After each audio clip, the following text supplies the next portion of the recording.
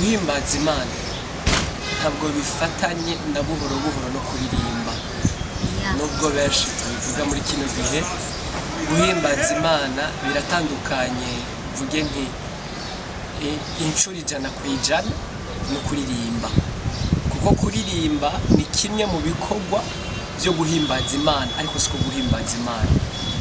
Ubundi bwo guhimbaza Imana ni ubuzima dutegerezwa kubaho nk'abakristo, atari kuririmba. Ubuzima dutegerezwa kubaho haba mu mibereho yacu yo kubana nabo, dufate turi mu rupangu rumwe tubanye n'abandi bantu, dutegerezwa kumenya yuko abo bantu nitwabamira ibyamwa byiza tuzaba turiko turahimbaza Imana. Intahe yacu tuzogira mu bantu yerekana ko turi abana b'Imana, kujya niko guhimbaza Imana, niko no bivuga. Ubundi bwo nta muntu ahimbaza Imana adahimbara Imana.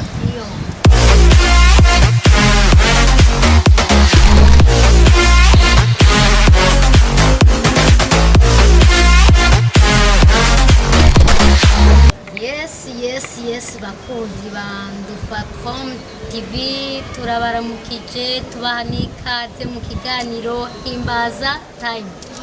Ikiganiro Himbaza Time cy'umunsi naco kiri speciale. Na misi yose ndabwira ngo ibintu biri speciale, mugaje ibintu biri speciale ndavyamana imisi yose. Ko twama dufise abantu bari speciale nkuko mubona uyu munsi, dusumusole umukozi w'Imana, turamwakiriye, ndamubwira byinshi atwibwira. Imana ishimwe, nitwa Ndikumana Johan, ndi umuririmbyi, umusore nagiye kuri Yesu Kristo. Uratubwiye kuri umusore, rero tugiye tukubaze, hari abantu bumvise kuri umusore baba baca in box bambaza akanimero, babwire nimba aho bahari uwo uraba agaje kugira ngo ntibigo baripomagura. Oya, ntiharagira igihe nicyo kitaragira, ariko igihe nicagira bizoba ari byiza cyane. Tubwire ko hataragera no kuvuga ni imyaka itarakwira cyane. Ubundi bwobwo birivuga Imana mu guha Adamu umugore yabanje kumuha itongo. Rero natwe kore ko tugitunganya itongo, babe bararindiriye gato. Abakunzi bacu mubyumve kweri ko akiri karategura itongo hataragera, rero murindire ngira ngo aracategura itongo, azotubwira, tuzobakominika nihagera kugira ngo natwe azodutumira nyene hageze tuzobibona. Yesu, reka twinjire mu kiganiro cacu.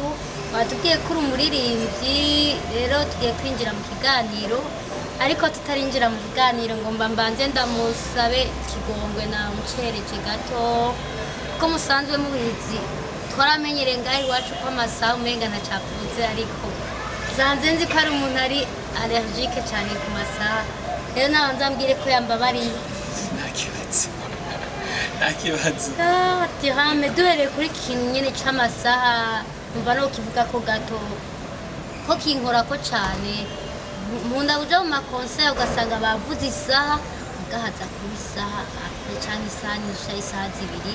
Nze kora mu eglise nimba ari affichage ya eglise ko byanditse ko programme zabo usanga ari isaha iza kurengako, kandi ugasanga n'abapasiteri mu macaci barabyapitse uko nyene abone bazi ko ari kurenza. Cyo kintu nayo kivuga ko ico kintu kingeza ahantu no kure. Murakoze cyane ku kibazo. Je mvuge nti ubundi bwo bw'abantu twarafashe ukumenga ibyaha n'ibya bindi bikomeye cyane. Je umwanya kuri jewe agifata nk'icaha, ko namba wanditse kuri evenement yuko izotangura saa 9, mugabo wo mu mutima ukabuzi ko uzotangura saa 10, mvuge nturabeshe nabo bantu bataye mu caha cyo kubesha. Kuko wababeshe ntubaye honete imbere y'Imana. Nibwo hari abantu bakunze kuvuga ngo kubahiriza amasaha, ngo hariho amasaha y'abarundi n'amasaha y'abazungu. Rero sinzi yuko isaha twebwe abarundi ariyo twakoze n'iy'abazungu bakoze. Novuga nti n'Imana nticererwa ku mwanya wayo. Rero iyo tubaye honete ku isaha nibaze ko tuba tubaye abakristo bukuri ba nyabo. Rero niyo dutegura ibikorwa cyangwa dukora iki nk'uko woroheje kubivuga, yaba uri umukozi w'Imana, yaba uri umuririmbyi wateguye gukora igikorwa kanaka, ugategura ko uzogikora saa 9, mvuge nti byoba byiza kuri iyo saha nawe ubaye uhari ntucererwe, kubera hariho abo abantu usanga aje saa 10 kubera azi yuko wewe igihe cyo kitari bwagera. Mugabo nyambo wateguye saa 9 byoba byiza nawe ushitse kuri iyo saha tukaba honete, kuko nibaze yuko kiri muri bimwe byerekana yuko umuntu ari sûr, ari sérieux mu gikorwa rikora. Yego. Ukiraho jewe nagiye nshiniuka akantu jewe nshinjira muri korali n'abandi kora ahantu waje twe batubwira ngo ni 15 coge yari korali yari 15. Eje nkiri mushasha ariko n'abandi ko ivyo bintu bavuze ugiye mu gikorwa usanga birukunye. Agenda ugaca usanga ni saiza kurenga agenda kabiri baratubwiye ko ya sari 15 nsanga siyo. Harageze igihe nashamba muri iyo routine yo kuyadapta kuko nabisanze siko nasanze bimeze. Rero tuzosanga nk'abantu tuba twaratanga ibikorwa imbere y'abandi ariko turiko turica ibintu byose. Niko ndacumva ico kintu. Hama n'ikindi cica ama eglise. Hari umuntu twamye turakiganira. Gute none basi umunsi hogira nka eglise nibaza ko bari deux hariho abantu bayica amasaha gusumba abandi. Ku munsi utorinda kuraba ko abandi baza cyangwa bataza. Nimba yasaha wavuze ukayitanguza iyo programme naho abantu bataza. Umwe niyaza akazona iyo programme igumira kwa kumenya. Utarinda kurindira gushengera igihuzure ngo utangure bana. Ko ni uri kuraba umurongozi wo kwica amasaha. Hari hano utanga karorero maze kuja inshuro nyinshi kwa Pauline muri shemeza ushiki. Maze kuja ukabona ku mafishe tubona ugasanga baze 18h ni 20h niho murajyana. Bavuze 18h ugiyeyo usanga parking yuzuye, usanga abakristo bicaye bari poze bari ngaho oye benshi kandi ugasanga urushengero. Jeje nagiye ari 18h 5 minutes. Nasanze programme yatanga barinzi batanguye kuririmba. Undi munsi nagiye 18h tubwira mveje ndaye ko abantu benyere marivyo. Sanga bari kuri podium bariko barasenga bagira batangura abamizike bari installe. Biratandukanye no ku munsi usanga mu maeglise menshi reka ndayivuga ko je biramba. Hariho na maeglise usanga barinzi baduga kuri podium, hariho n'abaduga abandi bamaze gushikayo. Ugasanga hariho n'abinjira muri eglise ari uko iyo saha igeze. Abantu bategezwa ko bari aho batekanye kuko ugira utanga ikintu ugasanga ugeze ahantu yo kuri iyo saha nyine ntiwabanje kwicara n'umurideho meme ntiyabanje kwicara ngo yiyumvire inagira atanu aza yashusha ashika yihanagura kayashu she kuri podium. Bega abantu baduka hariho nitwega abakristo turiko turafasha abantu kutabapfukira. Aho sininjiye mu bindi bintu nagiye mu by'abakristo ko nivyo bintu ahanini twe twategezwa kuba akarorero muri byinshi. Eco kintu kivuge ko gato je ndakivuze ko nacanarije kenshi. Ubundi bwo mvuge nti nta muririmbyi abaho atabaye umukristo. Nta mupasitori abaho atabaye umukristo. Iyo ushaka ube uri profete kanaka cyangwa undi kanaka, ico kintu ukiba ubwa mbere na mbere ari uko wabaye umukristo. Kandi nubwo uba wabaye uwo muntu cyangwa wabaye iyo titre wayironse, ico gikorwa wizeye kugikora ntibihindura ya identité cyangwa akarangamuntu kawe kamwe ko umukristo. Rero mvuge nti ubwacu twebwe nk'abakristo turafise ukuntu mvuge nti twarataye umuco wo kuba abakristo. Ubundi bwo nta mukristo yobwira umuntu yuko bahanye gahunda yo kuja muri ville, amubwiye yuko ageze kuri Pagidasi atarava no muhira. Ivyo bintu nibazi yuko biri mu bintu byinshi bibitumye haba ikibazo cy'uko twese twitwa abana b'Imana muga twese turababesha. Ubundi bwo nta mukristo azi neza yuko kirite nivyo amakoraniro atangura isaha imwe y'igitondo cyangwa y'umugoroba. Dufata amakirite yo ku mugoroba dutangura kirite 17h. Nyamba kirite itangura 17h abatafatiriwe n'ubuzi ushobora kucuba marionette ucurindira ngo uze kugenda abantu buzuye. Je nkunda kubwira abantu nti ni byiza kuba honete imbere y'Imana nyamba ata kintu cyafatiriye canke cyatumye novuga nti yisubiza inyuma mvuge nticoncereza notegerezwa kuba honete ngashika kare. Hari ikindi kintu mvuga nti abantu bakiye kumenya icyo twita mu buzima busanzwe amategeko y'akazi, kuko iyo tuje kuririmbira Imana si akazi duhembwa n'abantu, n'akazi Imana ariyo izoduhemba. Kujya rero ku buzi bw'abandi tuba honete tugatonda kare, turazi yuko twese akazi ka leta gatangura isaha 1:30, nyamba gatangura isaha 1:30, umukozi wa leta ubwo kuva saa 6 z'agatondo yitegura ategerezwa kuba saa 1 z'agatondo yashitse ukazi kugira ngo yasahe yo gutangura igere ari mu kibanza.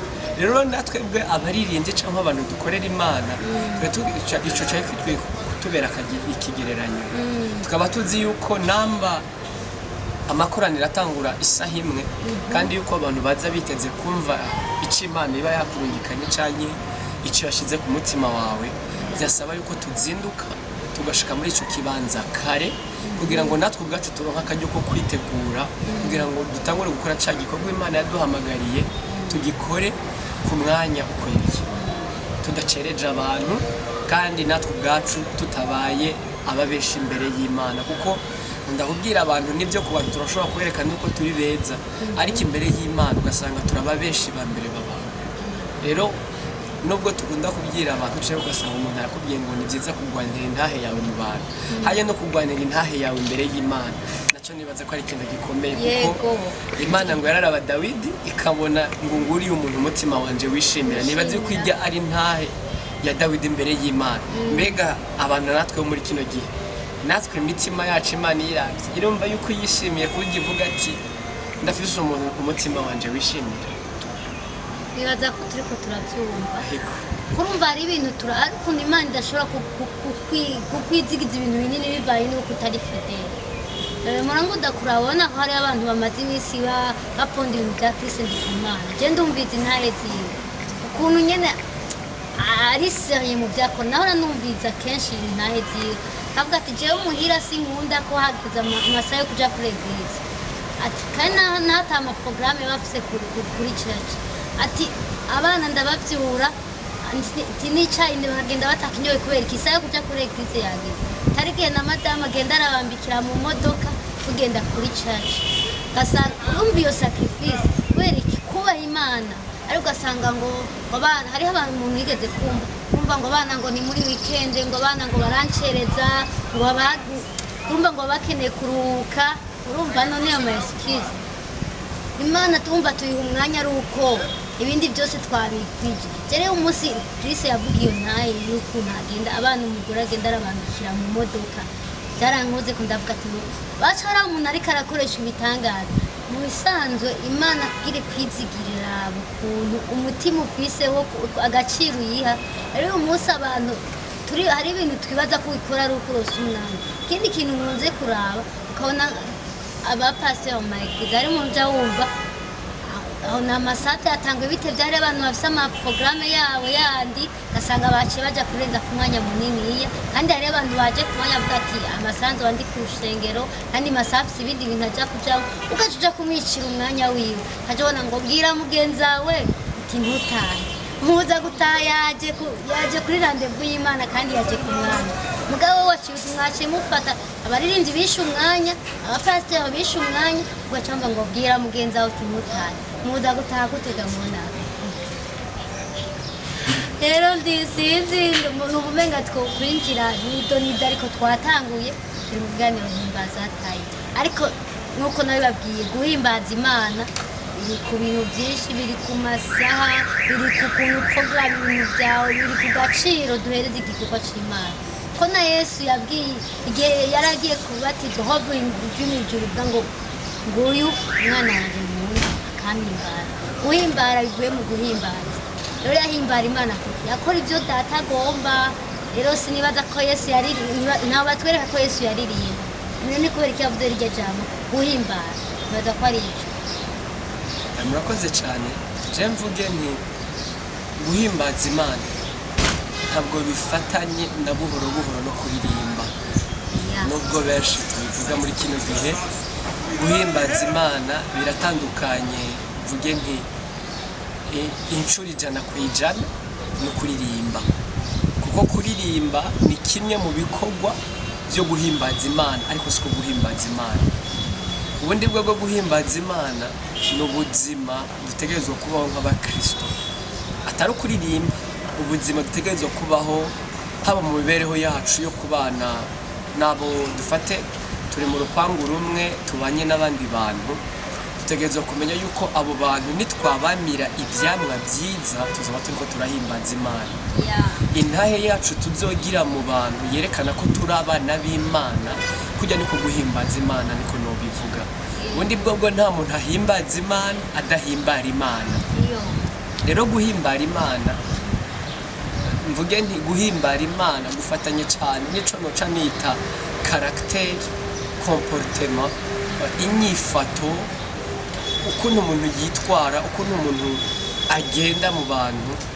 Nibaza yuko ivyo nivyo bica biza kuvyara rero ico kintu cyitwa guhimbaza Imana, kuko guhimbara Imana bifatana na kwa kuntu kose tubayeho mu buzima busanzwe, haba ku kazi, haba ku mashuri yacu, haba mu buzima busanzwe muhira, uko umubyeyi abana n'abana biwe, uko abana babanye n'ababyeyi. Ari naco catuma kenshi uravye mu nyigisho za Paulo yarakora cyane ku muryango, agakora cyane mu kibano aho abantu batuye, kugira ngo ubuzima bw'abantu bumaze guhindukira hariya aye mu kibano biroroshe cyane yuko buba ubuhimbara Imana. Kandi iyo ubuzima bumaze kuba ubuhimbara Imana buca bucika ubuyihimbaza, kuko iyo umuntu adahimbara Imana ntushobora kuyihimbaza. Kuko guhimbaza mvuge nti nukuvuga canke nukuyita. Mu guhimbaza dukoresha kuvuga, ariko mu guhimbara n'ibikorwa nuko numva no kivuga. Ukiri ngaho nyene rero n'abarinzi hari benshi dazi tutakitaho ico kintu. Tuzi ko guhimbaza ariko ujya kuja kuri podium gupresenta indirimbo. Usanga abarinzi tubayeho ubuzima hanze, ubuzima tubayeho butandukanye n'ubwo tubaye kuri podium. Ni naco kibazo ndibaza tukuri groupe bari amamwe wagiye urabona ngo barinzi umunsi bari stress ngo ntibaronka amapodium. Rero podium nage abantu batahure podium, mbega uyikeneye uyikoreshe gute? Mbega podium ni hehe? Iri podium ya vrai iri hehe? Mvuge nti ico ndi kibazo dufise ku bakristo muri kino gihe. Ubundi bwo Yesu yavuze ngo nuko nimugende mu mahanga yose, bisigura ahantu hose ushobora kuja ahasanga abantu. Iyo niyo podium yanje. Guhimbaza Imana nkuko wari ukivuze, abaririmbyi benshi mvuge ntibitwa babambone. Nje imbere bambone yuko nzi kuririmba, naririmbye mfise ijwi ryiza hahiye. Sico kintu ca mbere cyari gikwiye kubanza. Ubundi bwo cyari gikwiye kubanza ni uwo mutima n'inyifato. Hari jambo nkunda cyane rwa ngo muzobamenyera kubyo mwama. Ntaco bimaze kuja gutwika imbere kuri podium. Ejo baca bambona naraye nteyinde umukobwa w'abandi. Ntaco bimaze kuja gutwika imbere kuri podium hagasha hagatokombera umugani w'abara nkuko babivuga. Ejo aho bukera ucu usanga afise icupa rya mitsingi canke indi, mu gihe bazi yuko muri ubu buryo canke buriya ivyo bintu bitemewe kuba Kristo. Ntaco bimaze kuja gutwika kuri podium nkuko babivuga, nkoresha iyo terme cyayo kuja kuririmba n'ijwi ryiza nkahibongoza ku gicaniro canke ku gatuti k'abandi.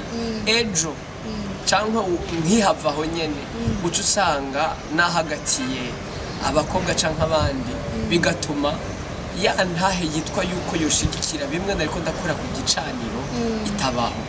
Ahubwo ubundi bwo je mvuga nti umuntu yarakwiye kugenda kuja gutwika aho hanze, aho hanze akahaturira hagasha cane, ku buryo na babandi badakijijwe bazoza kuraba hahana indani. Ubundi bwo kuko twe dufise ikibazo kimwe. Ubu uye ntitugi mu ishengero rya kera ryaho hambere batwara Imana hanze bakayitwara mu banyamahanga, ariko ubu twebwe ntidutwara Imana hanze, ahubwo abanyamahanga nibo baza tukabatwara indani. ndagisigure gute aho hambere ubutumwa bwiza twabutwara hanze cyane tukagenda kuvuga ubutumwa bwiza hanze ariko muri kino gihe ubutumwa bwiza ntitubutwara hanze tugomba kuza kubugumiza indani ahantu abantu basanzwe babuzi icyo rero kica kiba ikibazo cy'uko abanyamahanga isi ntidutwara ishengero mu isi ahubwo isi niyo yaje mu ishengero kubera yuko usanga hariya mu isi atamana dufiseyo tuza kugira imana tugeze mu nzu y'imana rero hariya hanze kubera tuba tuvuye mu isi tuca duvanayo yasi hariya tukayigarukana hehe inzu y'imana mu ishengero kaca kiba ikibazo rero cyo gutandukanya uwitwa ko ari umwana w'imana n'uwigira ko ari umwana w'imana witwa n'uwigira uwitwa usanzwe jewe niswe ko ndi umurundi nuko mba mfise ako karanga bamvuga ubwo rurimi rw'ikirundi bangendera muri iyo mico y'ikirundi buri kimwe cyose c'abarundi cerekana ko uyu muntu ari umurundi mba nagifise identite yanje aba ari iyo muga mu gihe rero mba mfatwa nk'umurundi nuko kimwe swate ndi umukongomani naje mu Burundi nivanze nkaca mfata iyo identite rero hari habitwa ko ari abana b'Imana n'abasanzwe ari abana b'Imana rero nibazi uko nivyo bibazo dufise mu mashengero ya none canke mu bakristo ba kino gihe turitiranya cyane guhimbara no guhimbaza uko dufata n'ikindi kibazo uzoshaho kirara mu mashengero menshi dufise yitwa yuko ari ay'abakizwa hariho umunsi witirirwa guhimbaza no gutazira mbega mu misi Imana yaremye n'uwahe munsi atari wo guhimbaza no gutazira cyo kintu rero urumva nico kibazo cambaza abanyene amayerekwa mbega ko hariho umunsi umwe mbega iyindi misi yose tuca tuja gutamba iyindi miziki y'isi tuca tuja kugira iki tuca tuja mu mashuri yacu tukaca tuza guhimbaza Imana kuri wa munsi gusa ubundi bwewe guhimbaza Imana n'ubuzima bwacu bwa misi yose n'ubuzima bw'umukristo uwo ari we wese rero nta munsi wo guhimbaza Imana uhari ahubwo imisi yose niyo guhimbaza Imana hajya kuba ari umunsi wo guhurira hamwe kugira ngo nyine ibyo bintu bikorere hamwe ibyo bintu tumaze iminsi bihurire hamwe niko nobyumva jewe hari umuntu twigeze kuba turi kumwe turiko turaganira yitwa Jean Claude niwe twigeze kuba turiko turavugana kuri iyo ndema uko twabyumvise twebwe uko twabiganiriye ko twavuze nti iriya misi ikwiye kwitirirwa imisi yo guhimbaza Imana biciye mu ndirimbo n'umuziki kubera yuko iyindi misi tuba turiko turahimbaza Imana swate mu kazi swate mu bikorwa by'ubuntu tuba turiko turakora rero uriya munsi duhurira hamwe kugira ngo tuvuze umuziki ibyuma by'umuziki n'amajwi yacu tubihurize hamwe mu kuvuga ubwo bukuru bw'iki bw'Imana rero nico kintu novuga ni iriya misi ntikwiye kwitwa imisi yo guhimbaza no gutazira gusa barakwiye kongera kwako kantu niko tubyumva si shuvuga ko turabahinga babyo niko tubyumva barakwiye kongera kwako kantu kuko ni misi yo guhimbaza Imana biciye mu muziki no kuririmba nuko ndacumva rero aho ibyo bintu uri kuravuga umunsi wo bitahura abantu bavuze ko abantu bumva barondera gutwika gusa ntibari kubarondera nyene guhimbara Imana nico kibazo n'abaririmbyi bafise umunsi nico kibazo nayo makorali ariko aragiye ibintu biriko biravuga ko tugusanga hari kudahuza umwe akumva yodomina undi akumva yodomina bakumva vyogenda ugasanga biragoye rero nibaza ko ari ico kibazo ko ari ico kintu tutaratahura cari cyo ugasanga niho hava nayo mashari hari bavuga ibintu byinshi ugasanga ko hari n'abaririmbyi bari kuri rezo rero amasomo bahana bibaye ngira ngo ntakakabona nakagiye kumudomina mbaye mugirisha byari ibikorwa byo guhimbaza Imana wowe Tihami mbona hari ahantu uri kuragera menya ngo Kristo azogera kure biciye muri Tihami ntagushigikira uyu munsi cyangwa wo mucyandondeye ikintu nimba no kuvuga amajambo agucafuza nimba no kuroga nimba no gira iki Kristo ntari karavuga uko byategeretse je kuri ico nkunda kuvuga abantu tuganira kenshi ndakunda kubabwira ngo ishengero rya none ryarataye umuco aho hambere usomye neza mu gitabo cy'ibyakozwe n'intumwa bivuga ngo uko bama basangira uhoraho umwami Imana y'amabongera abama bakizwa. Igitumye abantu benshi twebwe badakizwa muri kino gihe, abakristo bo muri kino gihe cyangwa abaririmbyi muri kino gihe nta rukundo tugira. Ubundi bwobwo nakateye imbere nategerezwa kuryoherwa kuko ubwami bw'Imana buriko buraguka. Nyamba nakasohoye indirimbo igakora ku mitima ya benshi, akoze igikorwa c'injana butumwa, avuze ubutumwa bwiza, abantu bazokwihana, bazomenya umwami Imana biciye muri iyo ndirimbo yiwe. Rero ico kintu rero cuko bamwe baca bazana amashari n'amajambo, mvuge nti twaravuye kuri rwa rufatiro Kristo Yesu yasiga gw'intumwa n'abavugishwa n'Imana, nkuko Bibiliya bivuga. Kuko intumwa zaho hambere utoshaka urabe, mu gihe kimwe harigeze kuba ikibazo ntibatahura neza umuhamagaro wa Pawulo ukomeze. Ngo bamaze kureka gutahura umuhamagaro wa Pawulo, ngo baciye bakorana inama bose baca bahurira i Yerusalemu, ngo na Pawulo araduga. Ngo nuko kubera yuko Petero, Yohana na Yakobo ari abantu Yesu yiyegereza cane, mvuge nti hari n'amabanga kumbura ashobora kuba yarababwira bo atabwira izindi ntumwa, kuko kenshi wasanga bari kumwe nawe, niko ndavyumva. Rero ngo Petero na Yohana na Yakobo baca baravuga ngo twebwe rero ko twumva yuko twajejwe ubw'iwacu mu Buyuda gusa, tudasohoka hanze ngo tuje kuvuga mu banyamahanga, twereka tugumiye Yerusalemu ni Yudaya ni Samariya. Ariko rero we nawe hasigaye hose ku mpera z'isi genda ukubita abazimuhashe. Rero Pawulo yaciye aja gukora kubera yuko habaye inama baganirira hamwe, baricara hamwe baraganira. Nyamba hari ico uzi yuko ufana mugenzi wawe, mwicare hamwe mu gitungane. Namba atacu dufana nukuri musengera akomere mu murimo w'Imana, mushigikire indirimbo yiwe, ahubwo nawe uri umuririmbyi genda nawe uyige basi, mu gihe waronse akaryo ko kuja kuririmba cyangwa nawe uronse akaryo aho buri wenyine uri kurasenga, iyo ndirimbo nawe kubera isengesho. Nzoguhezagira uwo muntu uri kuramugwanya. Sinico nyene ntabwo usanga abantu bavuga ngo jewe indirimbo zanaka sindaziga ngo kubera iki niki. Nyamba rero mufise ico mufanye mwicara ahantu hamwe muganire, hama mumaze kubitunganya tubandanye urugendo kuko twese turiko tuja he nyijuru. Ibintu byo guhana amashano n'amasumo vraiment mu bana b'Imana ntivyari bikwiye, kuko twese turi umugani w'abarundi, turi bene mugabo umwe yitwa Kristo Yesu. Niyatukwa mvuge ntihatutswe umwana umwe w'Imana, twari dukwiye kumva yuko ni twese dututswe, kuko turi ingingo za bagenzi bacu. Ntaho kuvuma amate mu jisho ukuboko kureke kuja guhanagura. Nyamba ukomeretse ku kuguru umunwa wihutira kuja guhuha.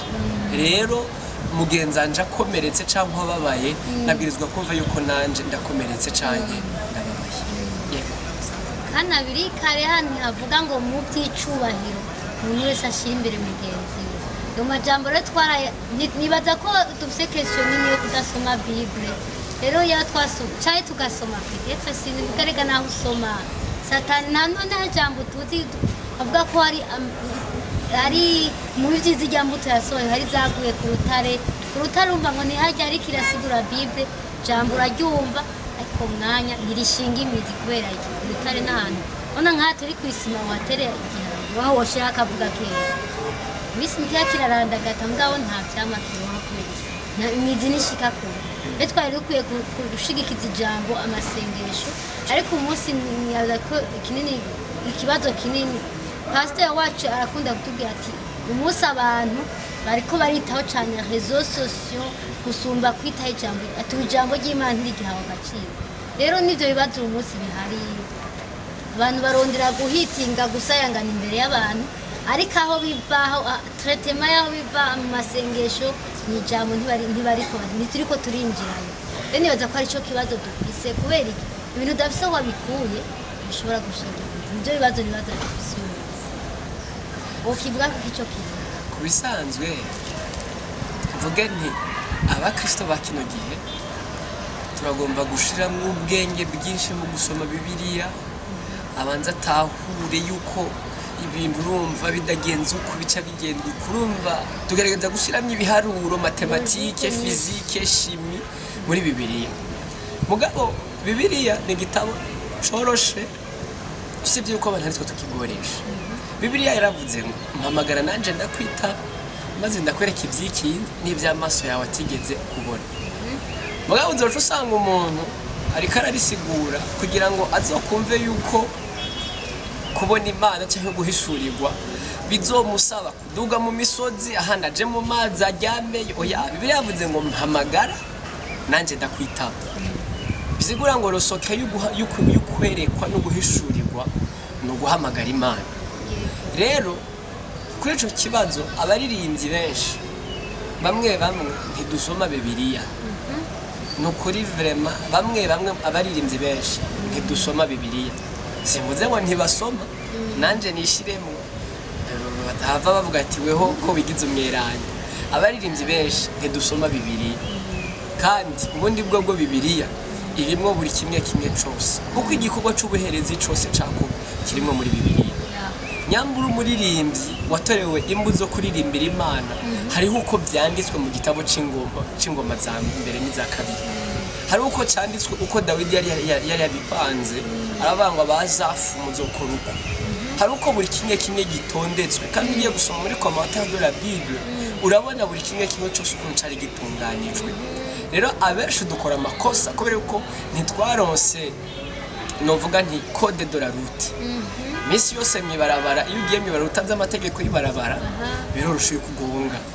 Rero n'abaririmbyi benshi dukora amakosa kubera yuko ico twari dukwiye kugira umugenzi sico twagize umugenzi. Kwiga indirimbo sindavyanse ni vyiza, kugira kurondera ubumenyi amatravail ni vyiza, ariko no gusoma ijambo ry'Imana, kuko ubundi bwo twebwe turabaririmbyi baririmba indirimbo mpimbazamana.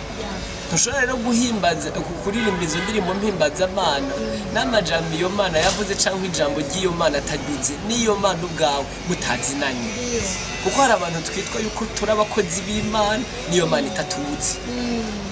Kuko uzoshaka usome muri Bibiliya ivuga ngo saba vumereza mwami bose bazoja mu bwami bwawe, kuko benshi ngo bazomubaza ngo niko twavugishwa mu izina ryawe tukavuga mu izina ryawe, nabaza bagira ngo nimugende mwabakozi mwe bibivume naho nigeze ngira gute nabamenye. Bisigura yuko umuntu arashobora kuba apretanda cyangwa yigira yuko ari umukozi w'Imana mugatara umukozi w'Imana, kubera yuko code de la route y'iyo Mana ntayugira. Ukeneye kuba umurundi ugira akarangamuntu k'Uburundi, ukamenya imico n'akaranga kiki ku Burundi. Ukeneye kuba rero umwana w'Imana ugira akarangamuntu na identity n'ibisabwa byose kugira ngo ube umwana w'Imana. Rero iyo Bibiliya mvuge nti ni code de la route izodushikana kuco Imana yatugize. Harimo amakode, mvuge nti code y'akazi, harimo amategeko y'akazi nk'uko bamwe babivuga, nkoresha iyo mvugo. Harimo buri kimwe cyose umuntu yokenera kugira ngo aronke inyishu y'ikibazo ciwe.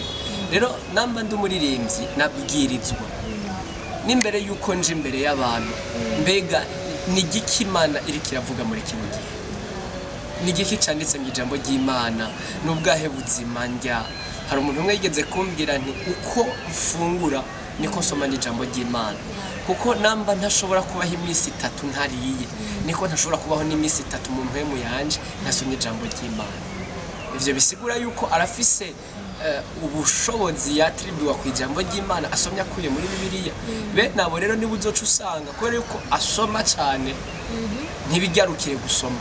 N'iyindi ngorane rero dufise, hari abantu dusoma Bibiliya kubwo gusoma gusa ikagarukarira gusoma. Birakwiye yuko dusoma bijya twasomye bigatucikira iki ubuzima. Yesu yavuze ngo uwumva amajambo yanje akayakora ngo ni umuntu w'ubwenge yubatse inzu yiwe hehe ku rutare. Rero abakristo benshi atari n'abaririmbyi gusa, abakristo benshi dusoma Bibiliya kubwo gusoma gusa, akazingurura ziriya mpapuro aje kuzizingurura akacazinga akaca yiryamira, kumbe ntamenye yuko hejuru yuko wasomye ari amajambo byasabwa ko tuyashira no mu ngiro. Eko nukuntu kivuga kuko nta uririmba mu by'Imana ntiworirimba ibyo utasomye. Mvuge ntuburi kuratubesha. Ariho rero dusanga indirimbo iraje na inspiration, Jesse ndayanka ndayemera, mugabo kenshi inspiration ifatanye n'icuba wasomye igira ubushobozi gusomba inspiration wiyumviriye.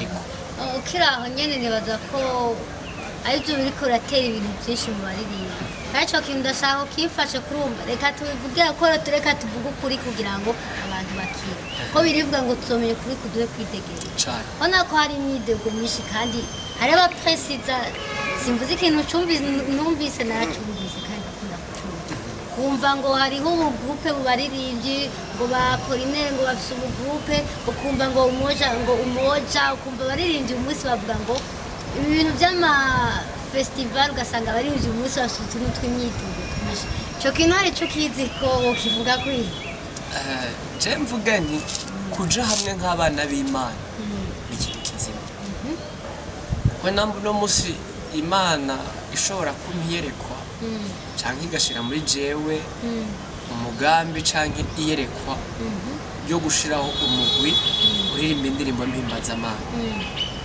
hama nkayisaba nti urafasha umpe abashobora gutahura iyerekwa ryanje tugufashanye ikabama tukaja hamwe tugakora ico uwo murimo w'Imana atanzindi nyungu zije ziherekeje cyangwa zihetse inyuma atari kugira ngo tujye hiti nk'abandi canke tugira iki ariko icivugo cacu ca mbere ari ubutumwa bwiza bw'amahoro nibaze yuko je kuri ico ntacu nokigayako yaba gutegura festival ya akarore nk'iya Apollinaire je kiriya ciyumviro naragishimye cane kuko ni iciyumviro ciza kizotuma ubwa mbere na mbere abaririmbyi baririmba indirimbo mpimbazamana bahurira hamwe bigabanye n'amakosa kumbure twoba dukora bigabanye n'amakosa kumbure yoba yarakozwe kuko hari ukuntu abaririmbyi baririmba indirimbo mpimbazamana twafashe yuko umenga n'umwe wese n'ibyiwe hama tukaba dufise Imana imwe twese kuko bavuga mu gifaransa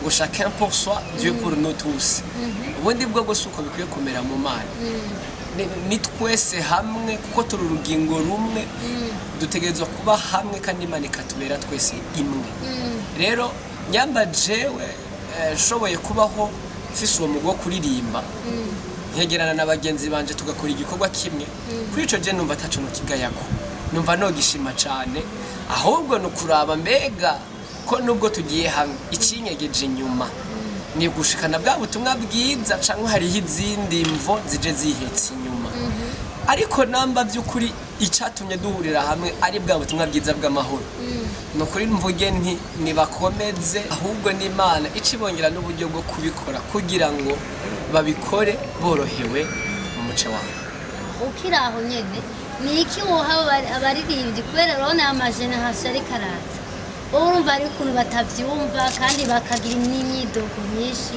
ndi kuvuga ndavuga ndabizi ibintu nazi ndi kuvuga ndabizi imyidogo ikaba myinshi wumva nyene ikaba myinshi ariko jarya ama programme kenshi nazijya nyigisho ndakuzibamo hari inyigisho nigeze kubamwo zijya za nyene zijya Apollinaire Aurategura wagenda abantu baririmbyi usanga bahasanga ari bakeya gose ugasanga inyigisho ntibazicamwo ubwo bageze iyo festival yo mu podium bumva nyine batabashize bumva nyine barababaye hari n'ikintu nigeze kumva kurabana akantu nigeze kuraba Apollinaire ariko aravuga ati jewe hariho abaririmbyi uyu amaze kugera kuri YouTube ageraho n'ishengero nyene aho umenga n'ishengero yarirengeye kinonega data wanje abo bantu jewe twohuriraho abantu bageze aho batagikwirwa ku mapodium y'ishengero atabo bantu jewe twohurira je nibaza rero ko hari sinzi sinaco nobivuga ko ariko nibaza ahanini ngira ngo ko haja hamwe abantu babona ko bahuje vision nico kintu numva je umenga botaho kubisanzwe sindi umuhinga wabyo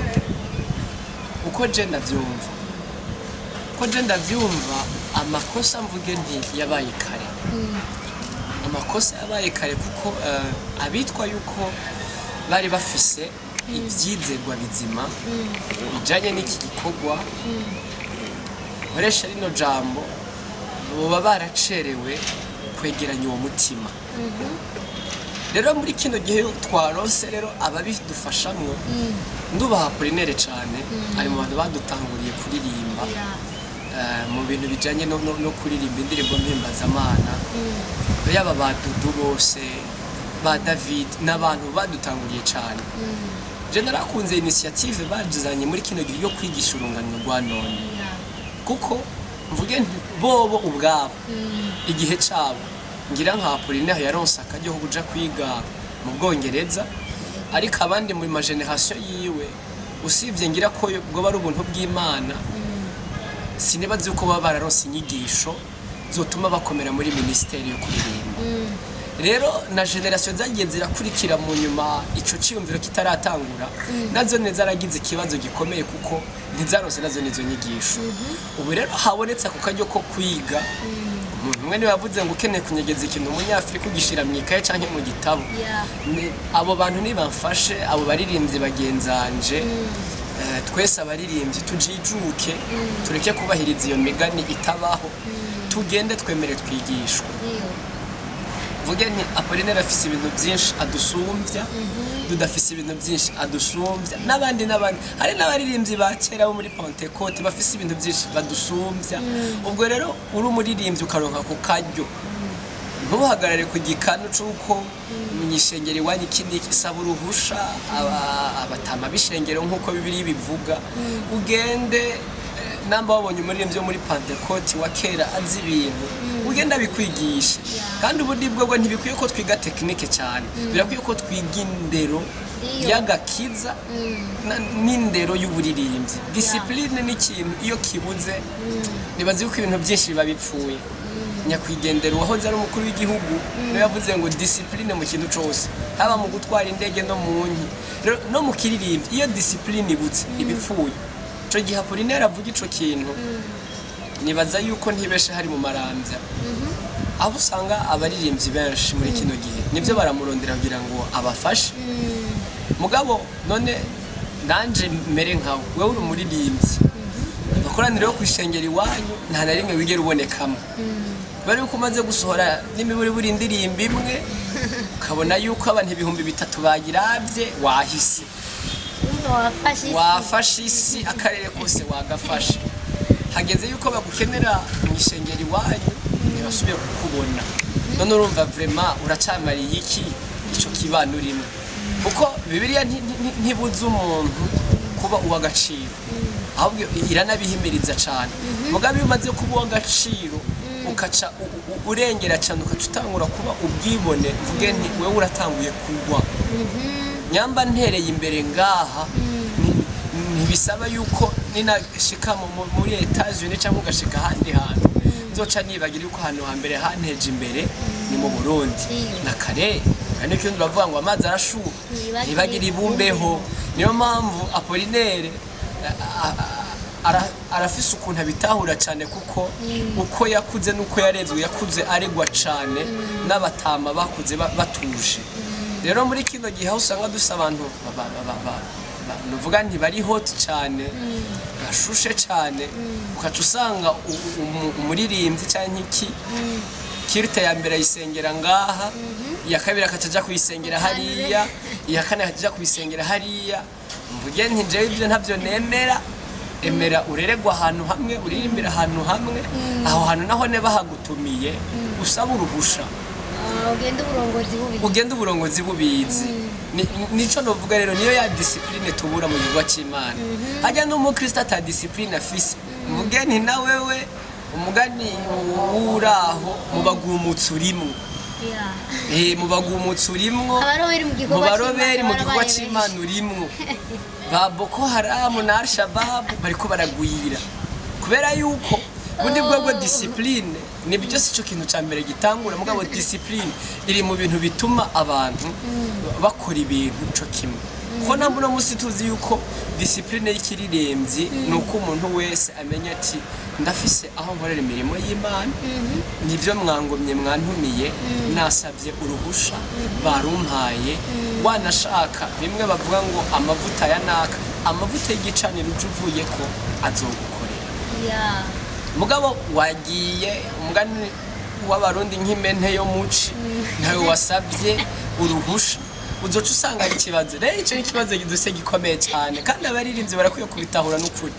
Nushake utuge ungane gute, ntuzopfa warasumbye ishengero ukoreramo. N'igisumbi zose nubwo amaso yoba manini gute ntazokwigera ava ku mutwe ngo aje kubirenge.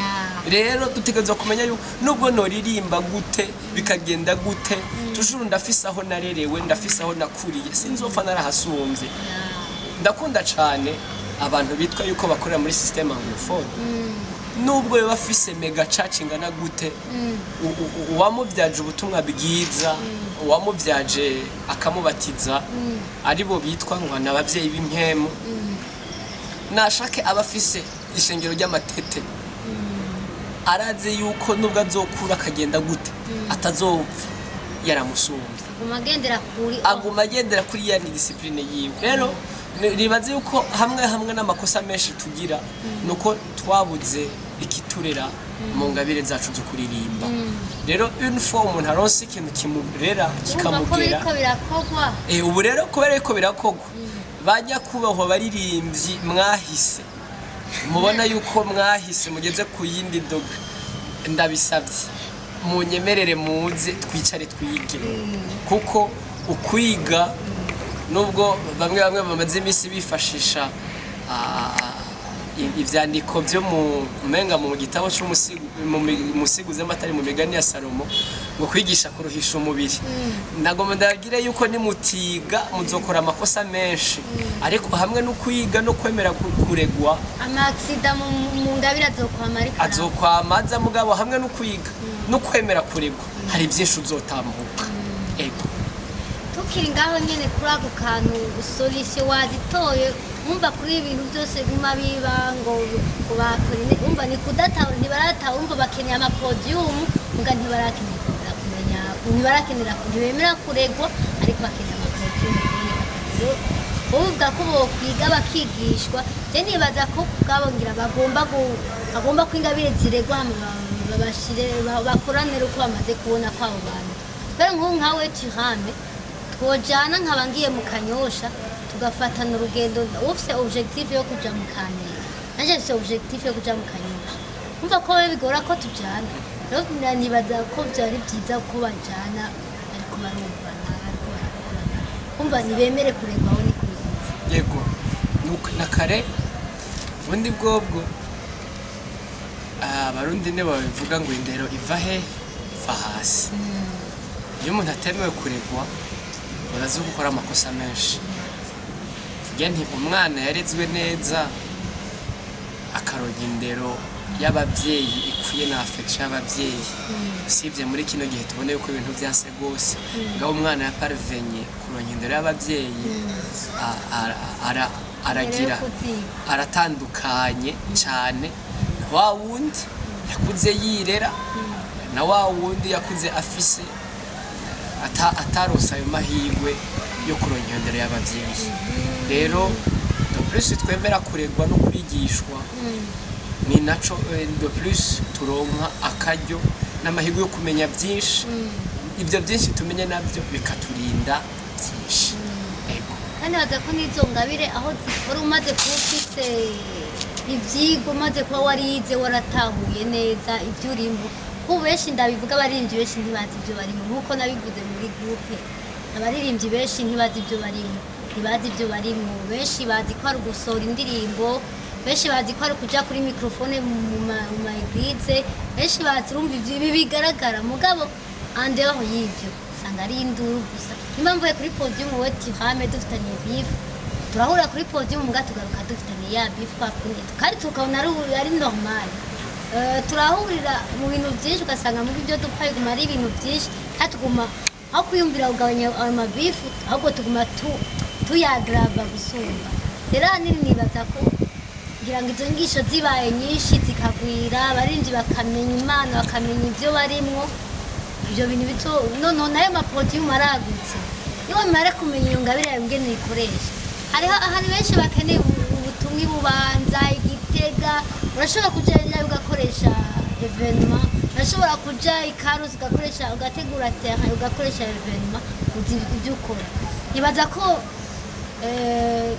podium uko nabivuze tiragutse rero mugabo ikibazo kikihari ugomba kuja ahantu ku rugezo utaragera ko kandi utaratahura n'ibyo urimo nabanza atahura ibyo arimo urabona abarinzi bamaze kuba ari benshi gose mbega rero podium imwe boshobora gukwigwako nagira ahubwo nibige bamenye uko bagomba gukoresha izo ngabire zabo ntibamara kumenya uko bozikoresha basanze hari igihugu cyose sahi Bujumbura gusa dukeneye gukorera Imana ruguru mu mitumba barakeneye kubona izo ngabire zacu zibakorera ahari ahantu ngira ngo hari ahantu kure hariya kure za Ruyigi za hehe bataramenya ibyo bintu rero barakeneye n'abantu baja kubigisha ibintu byo guhimbaza Imana none tuniganire gukorera hi Bujumbura kandi hari benshi bakeneye ubutumwa biriravuga ngo nuko nimugende muhindura n'amahanga rero twabwira kuri ibyo dufise hanze batwakire mu bindi bihugu batwakire tugiye kubigisha guhimbaza Imana tugiye gukoresha izo ngabire zacu mugari twaguma muri ibi ngo dukeneye podium ngaho kuri ETS dukeneye podium ngaho kuri Skepers tuzoguma muri ibyo nyene asha tenzo uvuga ukuri nigendere haba nirengane ariko ni jewe wundi afisuka byose nawe ubivuga kuri jewe kuba abaririmbyi bashobora kuba bariko baraba benshi kubwanje si ikibazo kubwanje ni inyungu ngayo ikibazo ncangira ni kimwe mbega ko bariko bagwira bafise aho baja gukorera iyo mirimo canke bariko bagwira baza gusitana hariho akantu wavuze yuko uca usanga kuri podium dufitaniye amashari tujungaruka kuri cya kintu ni musome bibiri ivuga gute ninagenda gutanga ishikano nkaba nzi yuko je na mugenzanje hari ico dupfa ishikano sindaritanye ngo nindarisige ngaho hama ngenda dutunganye na mugenzi wanje hama mbone kugaruka ntore ryashikanwa narishikana kandi sajye mu giseke no ishikanwa ijya ari ryo ryose nimba nzi yuko nje kuririmba nkaba nzi yuko hari ico dupfa na mugenzanje nimba n'uyo munsi nibashake we bagushize kuri gahunda yuko ari uza kurongora indirimbo mpimbaza Imana shaka babwire ati nukuri jewe uno munsi ntibikunda ngira mbanze nje gutunganya nanaka dufise ico dupfa ubundi bwo ni umutima w'abakristo mugabo bwira ati notorera kubivuga ikabasokera mu gukabireka uyu bundi bwo kubihora je nkunda kubwira abantu ati hajya kuvuga ukuri biri mu bintu bya mbere bitumye abantu dupfa canke dukira ndiyo kuko bwira ati je uno munsi sindirimba ufise ico dupfana naka ni muzondera ubundi abikora ntibituma izuru rivako ntibituma umushatsi ugabanuka n'inzobe fise ntibituma bica bigabanuka habwe cyakora ndakubwiza ukuri ni kugira ngo bikuda ko ndirimba reka mbanze nje gutunganya nanaka niduheza ndaza kuririmba kuko ubundi bwogo no kugicanira sinduga je nase umukobwa turirimbana ku rushengero ahubwira ati jewe numva yuko mu mutima bitameze neza no kugicanira sindahatumbera mbanza kugenda nkatunganya meje gutunganya nkabona yuko nza aho hantu rero ubundi bwo twari dukwiye kubimenya hako tuza gusitanira ku gicaniro nitubanze tugire gute tutunganye ibyo twapfa tubitunganye rero ubwishi bw'abaririmbyi je nibaza uko atari kibazo mugabo mbega ko ari ubwishi bw'abaririmbyi niko n'ubwishi bw'ubutumwa bwiza bugwiriye nico kibazo Yesu yavuze ngo abimbuzi nibake nimugerenye n'umurima arungike abimbuzi mwitongo giwe none ko abimbuzi babaye benshi niko baronse aho baja kwimburira niko baronse ibyo baja kwimbura kuko namba twoba abaririmbyi tutarabavuga butumwa ntaco bimaze kuko namba twoba abaririmbyi bo kuza turaja muri studio gusa no kuja ku gicaniro kuririmba bidakundi ko tuja kuvuga ubutumwa bwiza umunsi wahari ubutumwa bwiza bitanaciye wanashaka no mu ndirimbo biciye wanashaka no mu bikorwa by'ubuntu cyangwa ikindi gikorwa ntaco bimaze rero turiko turagwira je kubganje nishimye ku Mana nihabye icubahiro uko rero turiko turagwira data nadufasha duteremwe uwo mutima wo kuja kuvuga ubutumwa bwiza tugwira tuja kuvuga ubutumwa bwiza nico novuga ukiri ngaho nyene nibaza ko gituma ariko zingorane zitera zigwira haraho twabivuganye urumva ngo ubona ngo ko wafuye akantu gacu usiba kuri podium uko nuko utaratawe Imana ngo nuko utarakura mu gakiza ngo nuko udatinya Imana rya jambo ryo gusigisha no gicaniro ntibarabitahura kuko urumva Kristo muguma mubigwiza mukakuma mubigwiza kumva wo birengagiza ko aja kuri podium niko umutima utera ukomanda niko abantu batera basigira kubikomera kwera iki nk'ubusigiye igikomere cyawe gishize ko bande mukivuye bagifutse byonyine rero musanze ibintu by'ibikomere ni uko abantu batabikira importance mbega kuja kuririmba we Tirame dufitanye inzigo ntacyo bitwaye kandi nzoguma ndirimba byari umwaka urindi uhera ngise abantu dupfa ibintu atebe havuka ubugwi atebe havuka ibintu byinshi kutumva ibintu kumwe kandi ibyo duhuriye kuri podium imwe sinzi umwe yavuze ati wisanzire ni acide muri kumutanga mu bantu mba mufise ishari mufise urwango mufise inzigo nk'abaririmbyi muga mugace ibyo bintu mukabigumana mu mitima ntihabe no guhura ngo musabane pardon cyangwa muvugane ku byo mupfa muga umva ibyo bikaguma biraho kunyere kandi iyo situation murayizi muga mukaguma misi yose muguma mujana mutanga ubwo burozi niko muvuga aho kandi sinzi nawe ico kavuga ko tuko turaja ku musozo ibintu two bivamwo naba navuze iyo ninjiye muri ibi nsanga ari birebire sinzi ico bivuga je mvuge nti Bibiliya iyivuze ngo ishavu ryawe izuba ntirirenge ugishavuye kiratsi bibaza yuko iyo tuza kuba dusoma Bibiliya biba bidufasha nubwo byaba bitugora tugerageze kumva yuko namba mfise ikibazo na mugenzi wanje Bibiliya yavuze ngo nimbanze nje kugitunganya hama bikunde yuko ico gikorwa tubikorana na mugenzi wanje rero no musi abaririmbyi wanashaka se abaririmbyi gusa ba pastori ba Kristo uwumva wese yuko ari umwana w'Imana wakijijwe niwumve ko hari ikibazo ufitanye na mugenzi wawe ushira mu ngiro rino jambo izuba ntirikarenge mukigifitaniye murondere kuri telefone umusabe ikigongwe musabane ikigongwe nubwo utoba uri mu makosa hari abantu dukunze kuba ukuntu nubwo tuba tutari mu makosa ugasanga ntigiye kubera ntari mu makosa nca mbyimba romva ataje kunsaba ikigongwe ntibikunda nga Yesu yavuze ngo uzo gukubita ikofi ku musayo uzoca uhindukiza n'ubundi umuhe rijya jambo uko jewe nshobora kuba ndabitahura sinzi ko abandi bariko bashobora kuba bitahura ko je uko ndabitahura bisigura ngo urengera ibyo byose basi ugende umusaba ikigongwe kuri ico kintu coba catumya gukubita namba twapfuye ikintu na mugenzi wanje tukabwirana nabi ico kintu nubwo yoba yandenganije mbwa kubera yuko ngo mwisinzi ry'amajambo menshi umuntu avuga ntihabura ngo gucumura mu majambo menshi nanje nshobora kuba namwiyumviriye nabi do toutes les façons naje nacumuye ninda mwegere dusaba n'ikigongwe bihere tubandanye urugendo ruja hehe mwijuru mugabo ikibazo dufise ubu twiziranye abantu b'ingyarya benshi aba hypocrite urumva ngo namahoro menshi wanamusaba ikintu cyubwira ngo urumva namahoro menshi n'ukuri nta mahoro menshi mugire ati je wamba baje byagenze uku kandi rero komere mu gituritse igihute umenera inda ku rukumu hama muhejeje kumenera inda ku rukumu mugire ati n'ukuri rero kwibitwa bihejeje mbabarira nanje kandi umbabarire nari nakwiyumviriye nabi tubandanye urugendo ruja hehe mwijuru tumeze neza kandi nyuma yaho hantu